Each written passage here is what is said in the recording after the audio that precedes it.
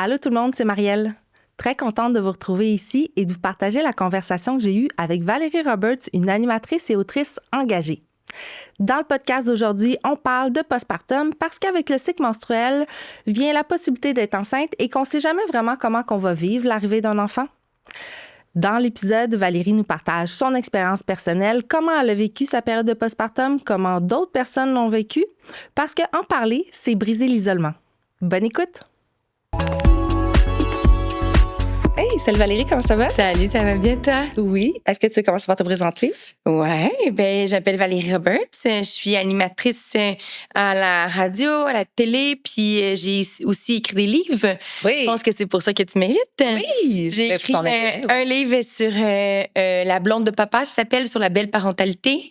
Un livre sur le postpartum, donc le moment après la naissance de ma fille que j'ai trouvé particulièrement difficile. Ouais. Puis je travaille actuellement sur un 3e livre en carrière sur la femme et la féministe derrière tout ça. Aujourd'hui, j'ai envie qu'on creuse un petit peu le sujet du postpartum. Oui. Tu veux-tu me partager un peu ton expérience? Qu'est-ce qui a été l'élément déclencheur au fait que je vais en écrire un livre? Moi, je suis tombée enceinte d'une relation amoureuse, d'un bébé désiré qu'on souhaitait avoir. J'ai pas tripé sur l'expérience de la grossesse. J'ai trouvé ça envahissant et non pas réjouissant. C'est pas grave. J'ai vécu ça. Après ça, ma fille est née. Puis à partir de là, dès la naissance, j'ai réalisé que... mon Dieu, on dirait que c'était pas ce à quoi je m'attendais, puis mes sentiments étaient plus négatifs que positifs, puis bien que je savais dès le départ que j'aimais ma fille d'un amour indescriptible, c'était comme trop intense, puis ça me faisait peur, puis je découvrais l'anxiété, puis je trouvais ça vraiment plus tough que ce que j'imaginais dès la naissance.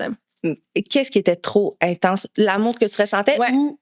Non, l'amour que je sentais. C'est comme si, à sa naissance, je me disais, oh shit, là, j'ai vraiment perdu toute ma liberté. Ça sera plus jamais comme avant. Là, j'ai peur de mourir parce que je veux pas perdre cet enfant-là. Je veux pas qu'elle agrandisse sans mère. J'ai peur qu'elle meure. Moi, mon espèce de toc dans ma tête dès la naissance de ma fille, c'était, je suis certaine qu'elle va mourir.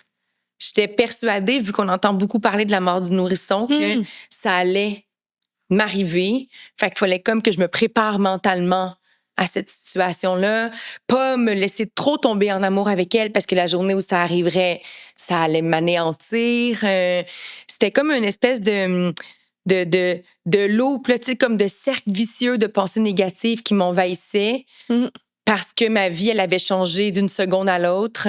Puis je savais comme pas comment gérer ça. C'est comme si personne m'avait dit que ça pouvait arriver, tu sais. Ouais. On me disait juste que ça allait être le plus beau moment de ma vie, puis que cette rencontre-là, ça allait me placer sur mon X dans la vie, puis que je comprendrais c'est quoi une fois que je deviendrais mère. Puis là, je me sentais plus perdue que sur mon X, tu sais. Je me sentais pas... On me disait d'écouter mon instinct. Je comprenais pas c'était quoi ce principe-là. Je comprends pas qu'est-ce qu'elle fait. Je la connais pas, cette personne-là. Ouais. Elle a bien beau avoir grandi pendant 9 mois dans mon ventre. Je sais pas c'est qui. Tu sais, fait qu'il faut que j'apprenne à la connaître. Et mon cerveau se disait ça. Ben après ça, quelqu'un me disait, ben non, écoute ton instinct, tu le sais. Ben de quoi je le sais? De quelle manière je le sais? Quand t'es pris dans une situation où tu te sens tellement pas bien puis t'as tellement l'impression d'être la seule au monde qui le vit parce que on te dit à quel point la maternité, c'est supposé être la plus belle expérience de ta vie. Puis, tu sais, tout le monde met des lunettes roses, là, puis on voit à travers ça. Mais quand toi, tu sens que tu es à l'extérieur de ce spectre de joie-là, c'est presque impossible de trouver le courage puis d'aller demander de l'aide, tu sais. Tantôt, tu me posais la question de la prémisse de mon livre, mais c'était ça.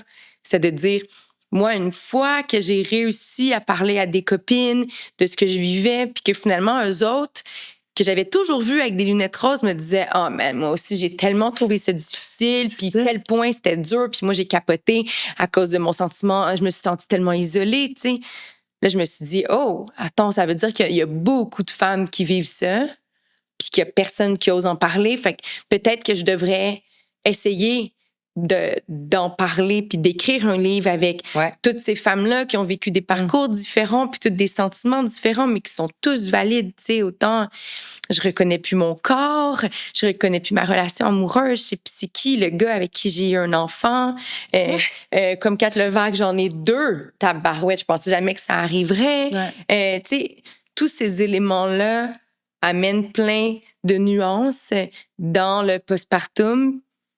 Puis oui, je pense qu'il faut arriver à demander de l'aide, mais de nos jours, ça se fait pas aussi facilement que ça, malheureusement. Avant, quand tu mettais un enfant au monde, t'avais des gens autour de toi, tu sais. Je parlais avec des spécialistes pour mon podcast, puis on me disait, mais à l'époque, on mettait un enfant au monde, puis il y avait toute la famille qui était là, les cousines, puis les tantes, puis les grands-mères, puis les mères. Ben, nous, on vit dans une société d'individuels, puis on n'ose même pas la demander, cette aide-là, quand pourtant, je pense qu'il faudrait qu'elle soit présente, tu sais. Moi, je me trouvais poche, puis incompétente, puis incapable, puis je me disais, c'est sûr que je suis la seule mère au monde qui se sent pas comme une bonne mère, tu sais. Je me sentais... On me disait, mais tu vas voir, tu vas reconnaître les pleurs de ton bébé, tu sais. Ben non. Mais je les connais pas, ces pleurs à ce bébé-là. Je veux dire, je sais pas pourquoi elle pleure. Moi, on m'a dit... Tu le changes, tu le nourris, puis tu le divertis, puis une fois que ça, c'est fait, ben, il pleure. Il faudrait qu'il arrête de pleurer. Mais dans quel sens? Tu sais, pour vrai, je veux dire, je catch pas pourquoi ma fille continue de pleurer, là. Fait que, mon Dieu, je dois être tellement inapte. Si on transmettait un message plus réaliste, tu sais, de dire, tu le comprendras pas. C'est ça. Ça se peut que tu le comprennes pas.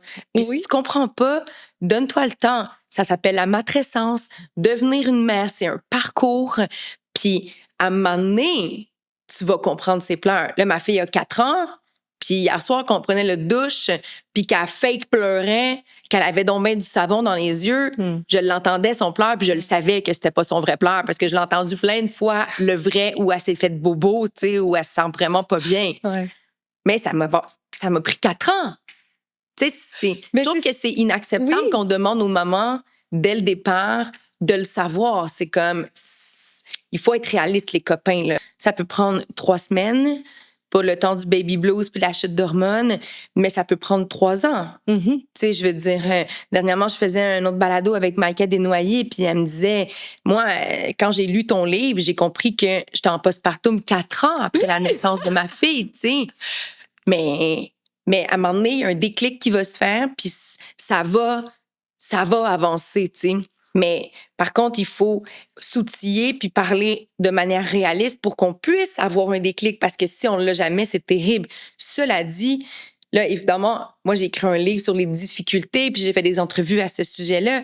Puis, tu sais, mes amies autour de moi qui sont enceintes, elles le savent très bien, puis elles lisent mon livre, mais tu sais, j'en ai qui vivent des périodes postpartum, ma foi, non seulement épanouies, mais heureuses. Puis je les vois, là, eux, elles ont trouvé leur X. Tu sais, je pense à une de mes amies qui est une maman solo parentale. Tu sais, elle est toute seule avec son fils. Puis, tu sais, moi, j'étais comme, fais attention parce que tu vas être seule, ça va être tough, on prépare les arrières, où sa famille est super présente, tu sais. Fait que j'étais comme, OK, mais tu sais, tu m'appelles n'importe quand, je suis sans jugement. Puis, écoute, quand je l'ai vu la première fois, j'étais comme, mais ma foi du bon Dieu, t'as l'air donc bien en contrôle de la situation. Elle était comme, ouais, mais pas un faux oui, là. Un oui de, non, je te le dis, ça va bien. C'était mon plus grand souhait d'avoir cet enfant-là. Je me suis rendue à le faire toute seule en me disant, c'est là que je suis. Puis c'est tout ce que je souhaitais et imaginais et espérais. Puis je sais pas, peut-être qu'elle a vécu des difficultés, mais assurément pas au même niveau que moi, tu sais. Moi, mes difficultés, malheureusement, ont embrouillé ce moment-là de ma vie. Par contre, ça a donné un livre, puis ça a donné des témoignages de mamans qui reviennent vers moi en disant, hey man, une chance que tu étais là à ce moment-là, parce que ça m'a permis de voir que j'étais pas la seule à me sentir donc bien mal, tu sais. Fait que ça a resservi, puis c'est formidable. Mais tu sais, il y a une multitude de sentiments qu'on peut vivre, du plus positif au plus négatif de tout. Puis tout ça, c'est valide c'est valable. Puis c'est ce dont il faut parler pour pouvoir éliminer les préjugés, puis les tabous, puis tout ce qu'il y a autour de la maternité, tu sais. Moi, j'étais 100% hors norme, puis 100% à l'aise avec mon hors norme, là. Tu sais, moi, je ne souhaitais pas allaiter. J'avais pas le goût de le faire, ça m'intéressait pas, ça me tentait pas. J'ai essayé à la naissance, j'ai fait à mon obstétricienne, hey, ce sera vraiment pas ça pour moi, je sais pas pourquoi. Je trippe pas sur ce concept-là. À un moment donné, la pilule contre la montée de lait, j'ai jamais allaité. Ça a été parfait pour moi. Arrêté 2 mois. Oui. Tu sais, parce que c'était ça. Je voulais recommencer ma saison de radio, puis je savais qu'à 9 h, je rentrais chez moi, puis que j'allais passer la journée au complet avec mon bébé. Fait que j'allais pas craver le moment de 4 h à 9 h. Tu sais, puis mon mari, lui, il était content de passer ce moment-là avec le bébé. C'était leur connexion à eux. Puis les bébés, ils demandent tellement maman que là, maman était pas là. Fait que, tu sais, mon chum était comme « Hourra! » Même encore là, quand c'est l'été puis que j'ai pas de radio, je pense que ça le fait chier là, que je sois là. Tu sais, je veux dire, il est comme... Là, tu sais, quand tu retournes dans la radio, là, ma fille puis moi, on a nos habitudes puis t'es pas dedans. Là. C'est parfait. Oui. Mais, fait que moi, à la base, j'aurais dû tout avoir en main pour pas vivre une période difficile dans la période postpartum parce que j'étais tellement hors norme puis tellement assumée puis je m'en foutais tellement.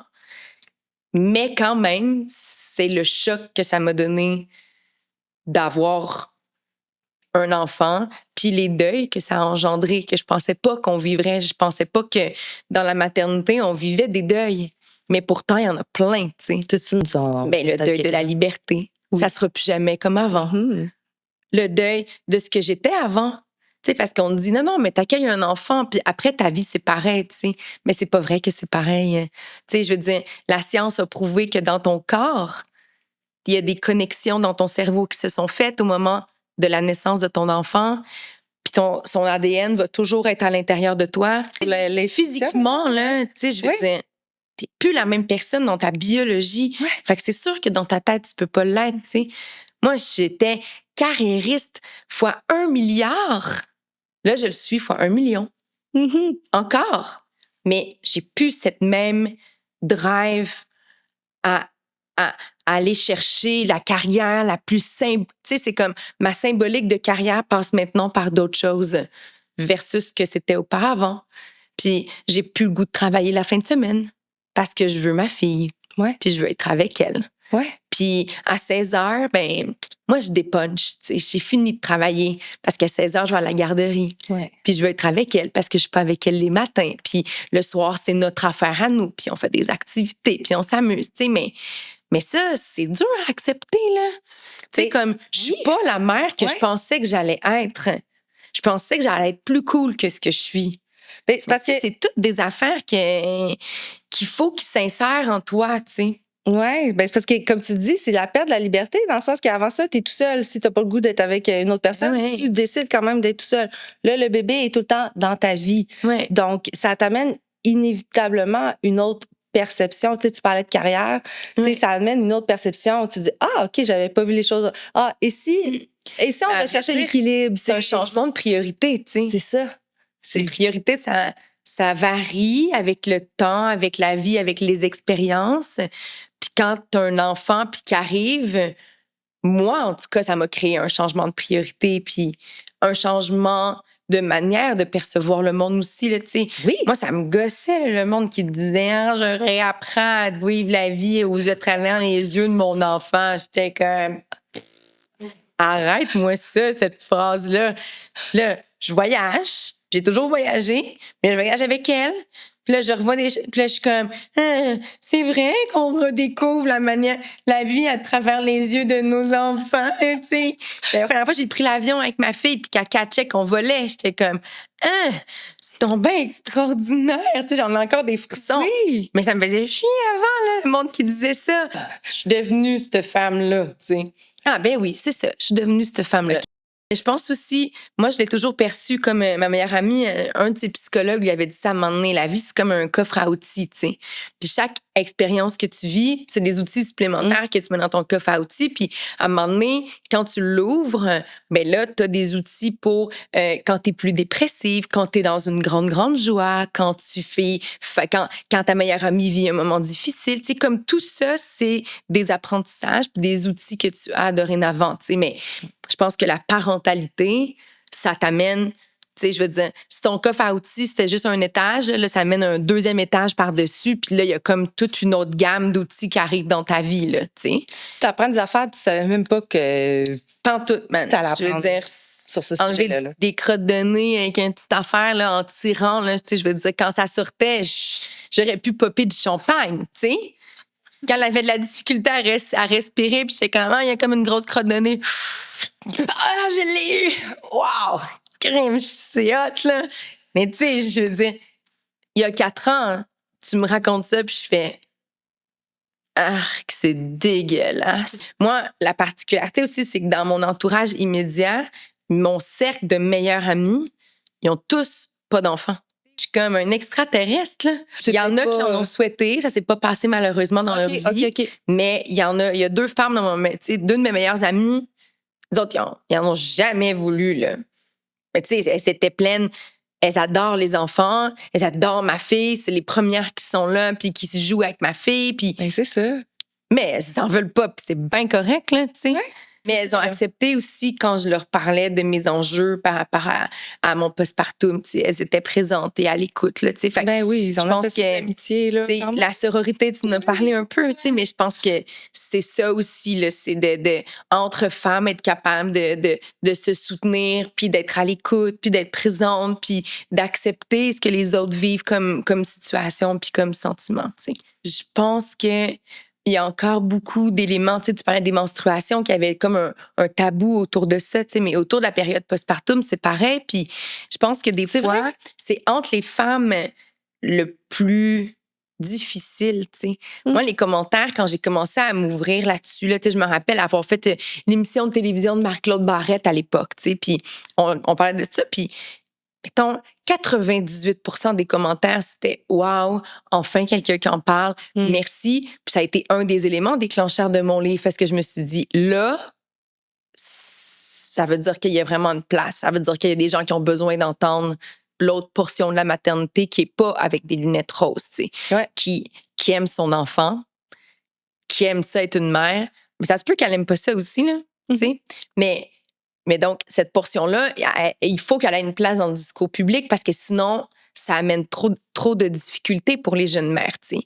Mais il y a un 2% de la population qui m'envoyait paître, qui me disait que j'étais dégueulasse, qui me disait que ça allait être terrible pour mon enfant de lire ce que je disais par rapport à elle, comme si je parlais d'elle quand je parle de moi. Mais tu sais, mais comme les commentaires négatifs qui se poursuivent puis qui rabaissent les femmes de manière générale, ça, je trouve ça vraiment triste, t'sais.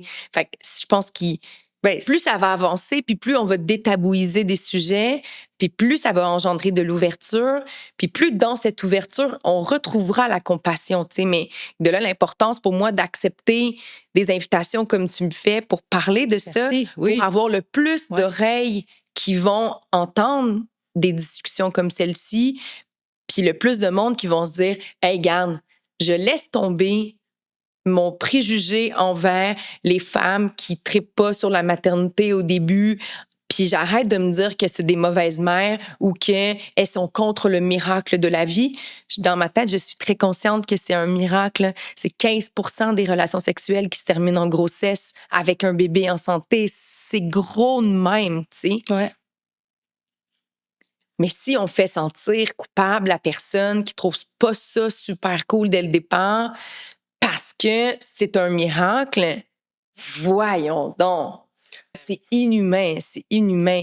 C'est que là, on met de côté quelqu'un qui a besoin d'aide, tu sais. C'est comme si on disait, les itinérants, ils ont voulu se rendre là, puis c'est bien leur problème, tu sais. tu le sais pas c'est quoi cette histoire-là. Non, mais tu sais pas c'est quoi. Tout ça, c'est d'un manque d'empathie, compassion. Mais c'est aussi un manque d'éducation. Aussi, oui. C'est aussi un manque de...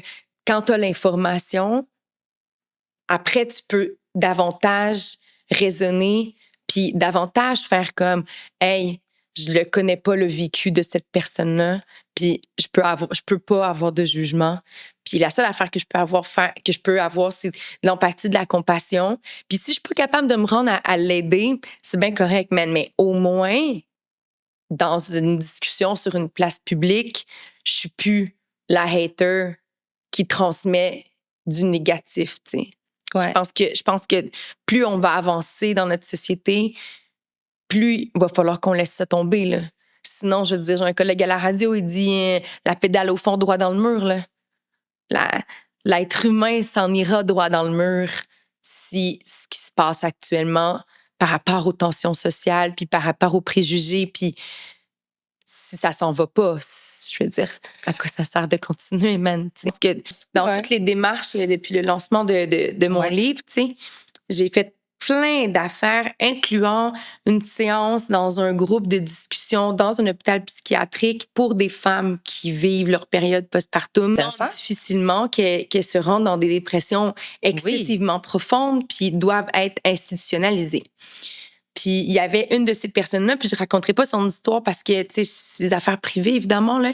Mais tu sais, cette dame-là s'était rendue à un stade de la fertilité qui est pas légal au Canada. Okay. Elle est allée en Europe pour acheter l'ovule de quelqu'un d'autre pour qu'il soit fécondé avec le sperme de son mari, puis le faire mettre à l'intérieur d'elle. Elle a porté ce bébé-là, mais c'était pas son ovule, tu sais. Ouais. On s'entend que c'est très loin dans le processus pour être sûr de pouvoir vivre les joies de la maternité, tu sais. Elle était pas à l'aise avec son enfant parce qu'elle disait que c'était un enfant adopté et pas biologique. OK. Son ressenti, c'était, même si je l'ai porté, c'est pas mon corps qui l'a créé à la base, genre, il a grandi en moi. Ah ouais, je vois. Mais je l'ai pas... Puis je l'écoutais, tu sais, puis je me disais, c'est incroyable parce que cette personne-là a tellement souhaité avoir un bébé qu'elle a fait de la fertilité ici, toutes les étapes possibles et impossibles. S'est rendue en Europe pour être sûre d'avoir son bébé, puis maintenant, elle l'a. Puis quand même, il y a quelque chose en elle qui est bouleversé, tu sais. Puis elle disait, là, plus ça avance, puis plus je me sens bien. Son enfant avait quel âge à ce moment-là? C'est dans les mois. C'est ça. Moins qu'1 an.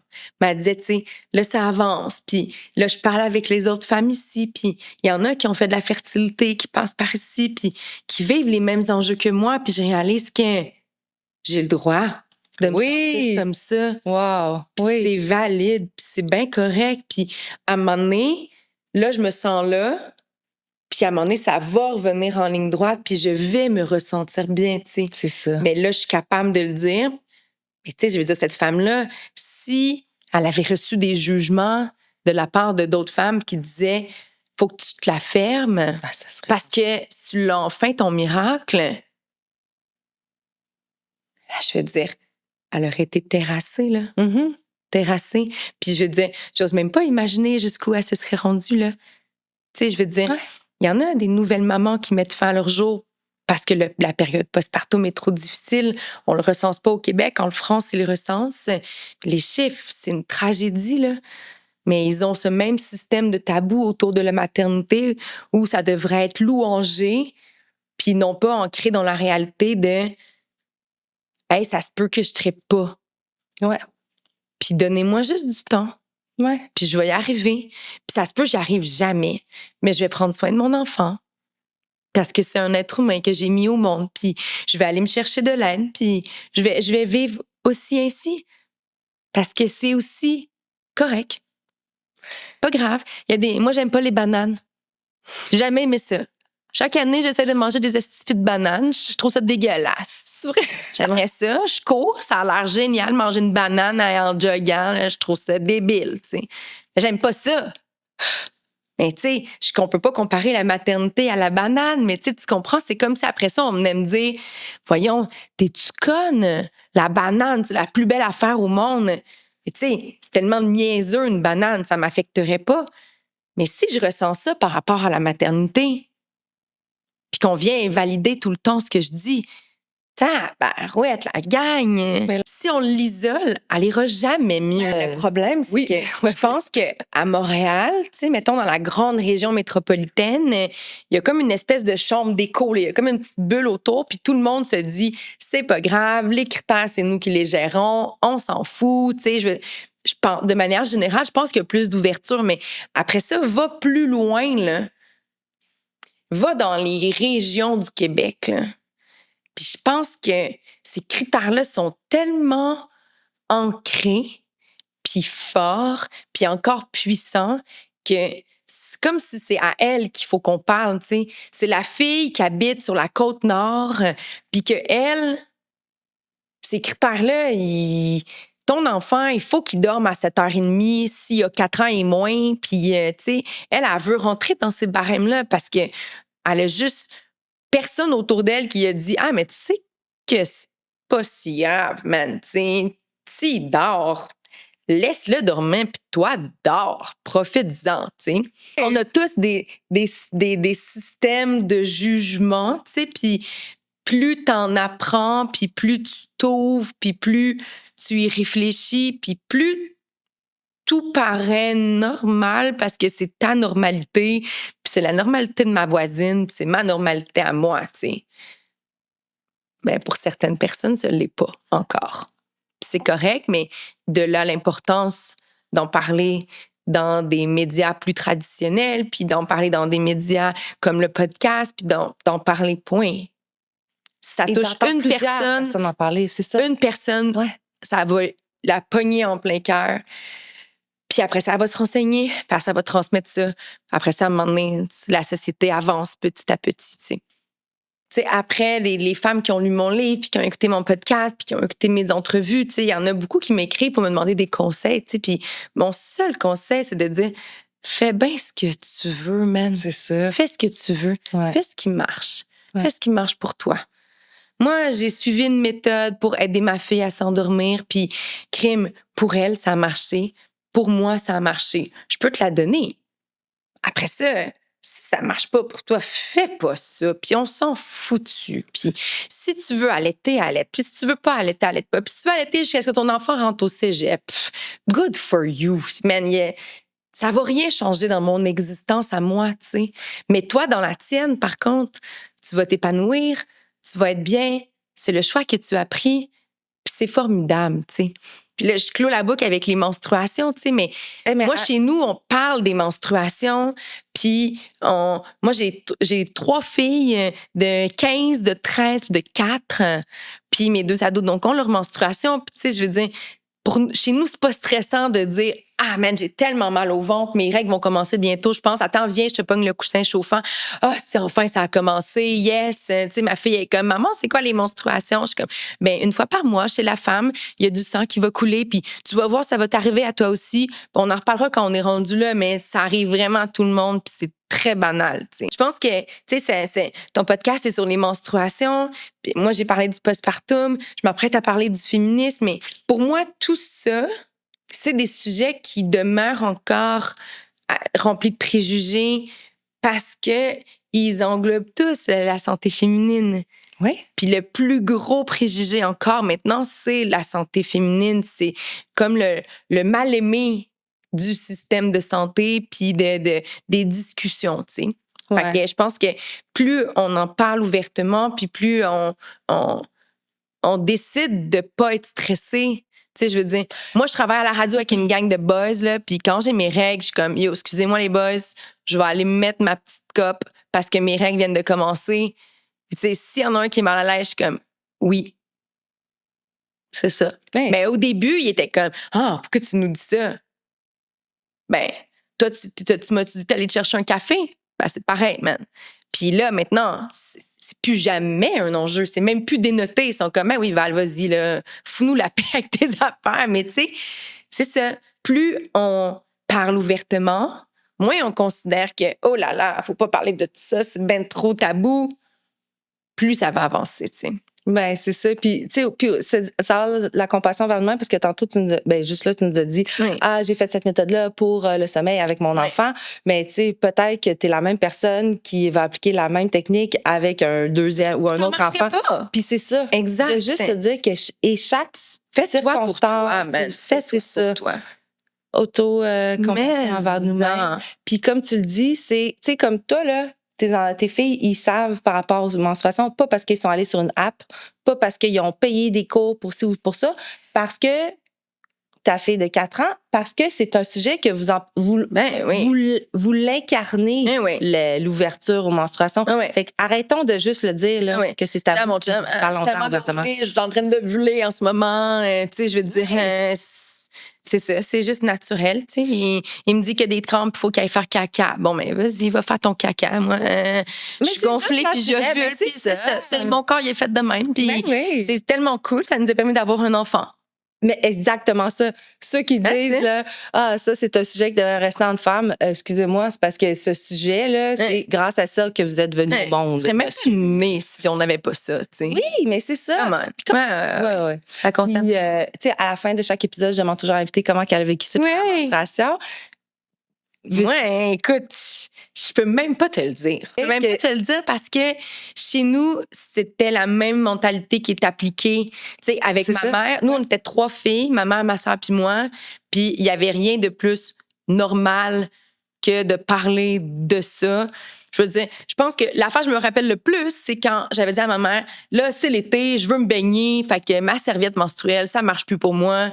C'est comment qu'on gère ça, un tampon. Viens ici, je vais te montrer. Regarde le petit dépliant, là, tu sais. Fait que là, tu t'accroupis, ça marche de telle manière. OK, je regarde. Oui, OK, oui, c'est bon. Hey, man, je l'ai eu. Boum. Mais, tu sais, pour moi, ça doit être le moment le plus... Tu sais, moi, j'avais des règles très violentes, là, je m'en rappelle. Je vomissais tellement ça me faisait mal. Vraiment intense. Puis, tu sais, j'appelais ma mère. Maman, ça s'en vient. Elle était comme, OK, c'est bon, j'appelle au secrétariat. Cours jusqu'à la maison. Là, je courais jusqu'à chez nous pour pas me perdre connaissance en chemin. Ah, mon Dieu. Oh oui, c'était vraiment intense. Là, ça a-tu changé? Oui, avec les années, ça s'est vraiment calmé. Juste au début, les 3 premières années, mettons? Oui, exact. C'est au tout début que c'était vraiment intense. Ça peut prendre jusqu'à 3 ans après pour se stabiliser. Oui. Oh, mais heureusement. Mais au début, oui. Sinon, tu peux pas. C'est trop difficile. Non, mais il y en a que ça reste malheureusement comme ça toute leur vie, là. Oui. Puis ils vont voir un médecin, puis le médecin leur dit, mais madame, c'est tout dans votre tête. Non, mais de plus en plus. Non, attends, heureusement, OK, finissons juste sur le message d'espoir. Heureusement, tu vois, là, c'est moi qui est pessimiste. Ben, c'est ça, mais le cycle menstruel est de plus en plus considéré comme le 5e signe vital. Et de plus en plus de médecins sont au courant de ça. Donc, au lieu de dire, hey, madame, vous êtes plus menstruée, wow, vous devez être chanceuse. De plus en plus, ou je sais pas si c'est moi qui espère donc ça, puis qui envoie ça dans l'univers. J'espère aussi. Mais j'espère aussi. Moi, j'ai encore le sentiment que la menstruation est vue comme l'échec de la fécondation, tu sais. T'as tes règles, ça veut dire que t'as pas de bébé. Puis des fois, ça peut être une sapristi bonne nouvelle. Ben, tabarnouche, moi, je vais te le dire, chaque mois qui arrive, je suis comme... Wouh! Vive mon corps qui fait pas de bébé encore! Yes! Ben, tout est une question de perception. Exact.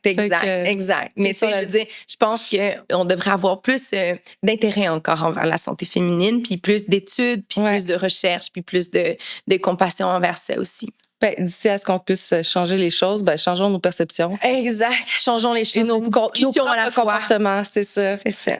Merci Valérie. Merci à toi pour l'accueil. À bientôt, c'est sûr. Bye.